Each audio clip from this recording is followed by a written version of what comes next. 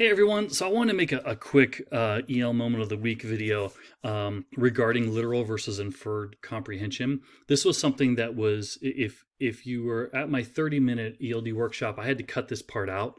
It is on the hour and 8-minute long ELD workshop video that I sent out last week, but again, it was an hour, 8 minutes long, so I don't expect many people to sit through it. Or if you have been watching in little snippets, you may not be at that part yet. So, but I thought this was important enough for every teacher to know, because we as English speakers used inferred comprehension a lot. And that can be very difficult for people who are learning the language. So what literal versus inferred comprehension is as English speakers, we use inferred comprehension a lot, meaning we don't always say what we want to say. We have an inferred meaning behind it. I'll give you an example. It just happened an hour ago.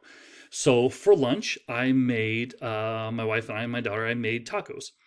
And so my wife goes outside, she made all her tacos and went outside, and then she yells in, she goes, I forgot to put lettuce on my tacos. And so I could have easily been like, sucks to be you. But I knew there was an inferred meaning behind what she was saying. She wasn't stating that she just forgot to put lettuce on there, like she just wanted to tell herself and everybody else that. There was an inferred. There was a like, hey, can you bring lettuce for me? And so what I did was I said, oh, don't worry, I'll bring the lettuce out. I brought it out. And she goes, thank you. And but we do that as English speakers. It wasn't like, oh, thank you, that's a surprise. I didn't expect you to bring it. I just wanted to randomly tell the world that I forgot to put lettuce on my tacos. It's not that. We as English speakers use inferred comprehension a lot. And it can be difficult if someone's first learning the language because they might not know that we're inferring something else. So let's say a teacher's in class and a student is talking a lot, an EL student's talking. And so the teacher's like, is it okay to speak when others are talking? And the student's like, because they might be taking in the language literally. And they're like, am I supposed to answer that? Versus just saying, hey, please stop talking, being very literal.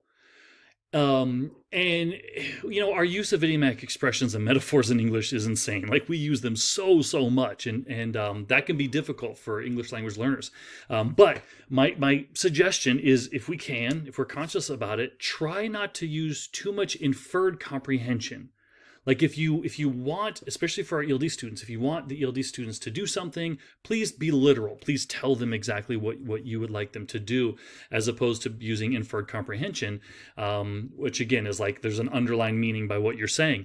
And it's not that the student's trying to be rude. It's just learning a new language, right? It's memorized words and phrases. That student might not have that memorized word or phrase yet to use with a question that has an underlining meaning. So please keep that in mind. Try to be very literal with your ELD students, and just if we can, watch how much inferred comprehension we use, which we tend to use a lot in English. Okay, that's it. Thanks, guys.